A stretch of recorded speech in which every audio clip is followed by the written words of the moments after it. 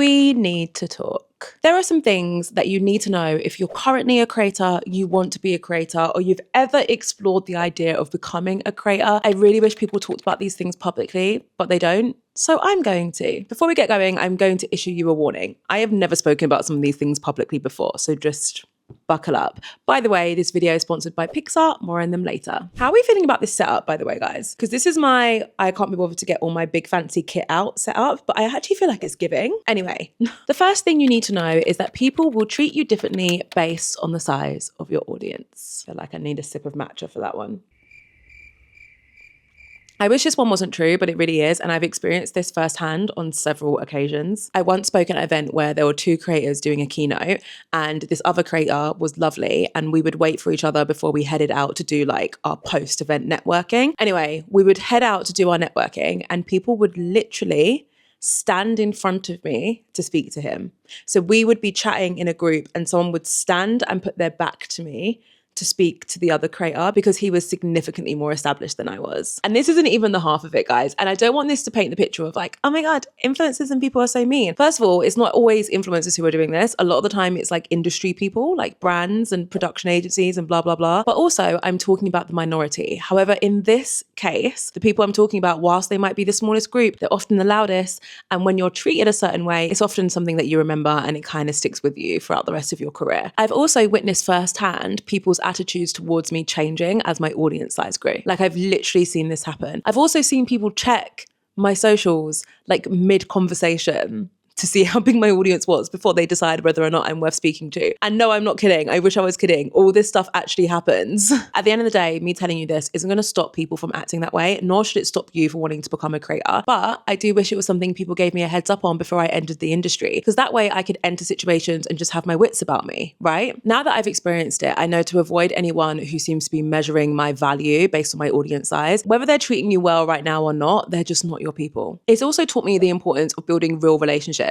When you go to these events and like you have to network and everyone hates the word networking, I feel like everyone hates that word because it comes with this idea of like everyone speaking to someone because they want something from them. Whereas in my mind, if I'm going to go to an event, I want to talk to people I genuinely connect with. Even if there's some way they could provide value to my career in the future or vice versa, at that point in time, I don't think it should matter. I think you should just be connecting with people who you genuinely get along with. And then if something comes up in the future after you've established a relationship, then great. Like, isn't that such a better place to start from rather than entering an event with an idea of what you need from someone and like how big everyone's audience size needs to be before you even have your first conversation. The next thing that most creators simply don't want you guys to know is that your best content will not be original, it will be recycled. I was at an event recently and I was talking to a talent manager and she was talking about one of the people she manages, and she's like a huge creator in the UK, like one of the biggest in the UK. And she was talking about how she went from like a couple 100,000 people in her audience, obviously a huge amount, but to millions. And the way in which she did that was by doubling down on a specific type of content that worked for her. Now, I know you probably listen to that and think that's so obvious, we've all heard it before. Like I hear that and I think, oh, I already know to do that. But then I had to stop and ask myself, like, am I actually doing that?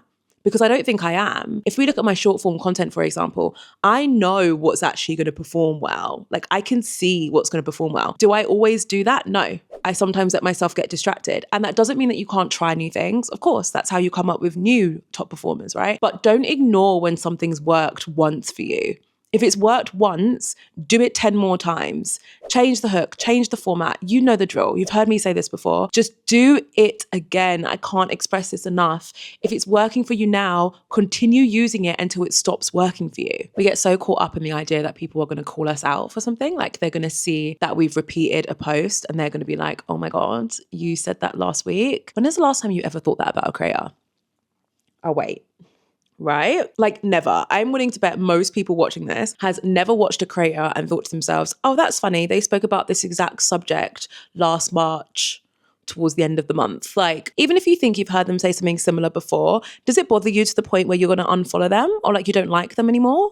Like, probably not, guys. Another way to think about it is you share a piece of content that is amazing, it's inspiring, it's valuable, whatever, and it gets pushed out to 100,000 people. Oh my God, amazing, it's performed really well. And you leave it there. You're missing out on the opportunity to have that same impact on another 100,000 people's lives, right? You share that again and it gets 50,000 views and you think, oh, that didn't do as well as the last time. Maybe I shouldn't have reposted it. Majority of those 50,000 people are new. You've just got new people looking at your content. Well, I can't say that for sure, but you know what I'm trying to say. Repost the content, recreate it, double down. In fact, right now, I want you to open up your social media channel of your choice, go through your analytics, find something that worked well for you in the last 3 months, and I want you to create 5 different versions of that genuinely. I want you to do that before the end of the year, and you can thank me later. Before I continue to absolutely bare my soul, all in the name of helping you in your creator journey, I wanted to share a tool with you that all creators should know about, because really all creators should be using. That tool is Pixar. Now, there are so many different tools on Pixar that you can use to create thumbnails, to create product imagery, to edit your next great photo dump. The ones that I wanted to show you today are all based on AI, and one of my favorites is their AI background tool. So as we can see here, I've opened up my Pixar and I'm showing you a photo that I actually used for a recent thumbnail. And the first tool I want to show you is the AI background tool. So as you can see, I've got my laptop right here, by the way. As you can see, the photo's there in all of its glory, but on the left-hand side, you'll see the photo looks pretty different because it's overlaid it onto different backgrounds. Now, if you scroll down, there's actually a popular background section, which I really like. This is all like Halloween themed. So this is a witchy one, for example. Something that a lot of people don't realize is it doesn't just stop there. If you want to click a new background, you can actually describe it with your own words and then either get it to enhance your idea or ask it to inspire you. So when I click inspire me, you'll see it's changing the description and giving you some inspiration as to what your future idea might be. So if I click enhance my idea, it's going to use that text that it's just come up with for you to create an alternative background. Now, if you're not into the whole changing my background vibe, let me just show you a tool that I use all the time to create my thumbnails because it's literally a lifesaver. So as you can see, I've got my thumbnail up. An issue that I often have, and honestly, it's completely self-inflicted, is I forget to leave enough space above my head in my thumbnail photos, and I need the space in order to add text, right? If you look at any of my recent thumbnails, you'll see what I mean. So when I've made this mistake, I actually got one of my socks, can you see? I didn't realize you could see her. Okay, yeah. I let her play with like one other sock once and now she thinks they're all hers, which is fair. I kind of bought this on myself. So I'm going to use a tool. If you click on edit, AI expand, I'm going to use this AI expand tool to add space above my head. So let's go like this.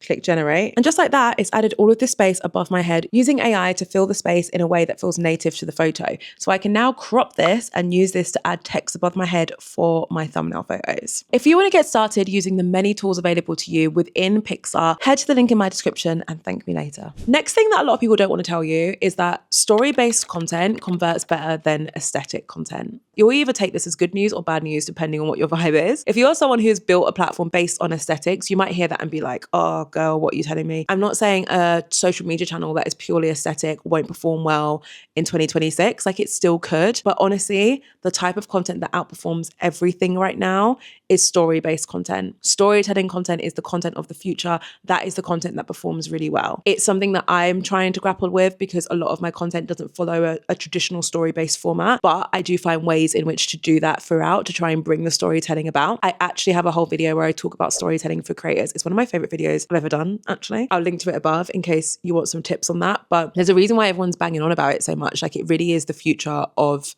content creation. And I'll do a whole video on like future trends for 2027. That's on my list of things to do. But that is definitely going to be one of them. The good news is worrying about things like your Instagram cover photos just shouldn't be something that you're stressing about anymore. Look, if you're someone who has an eye for design and for detail, obviously it's still going to be something that you care about. But if you take my Instagram for an example, I'll put it on the screen. I'm not saying this is the most aesthetic thing in the world. However, it does have brand cohesion. Would it surprise you if I told you that I have not created a bespoke cover photo for my reels in like 6 months?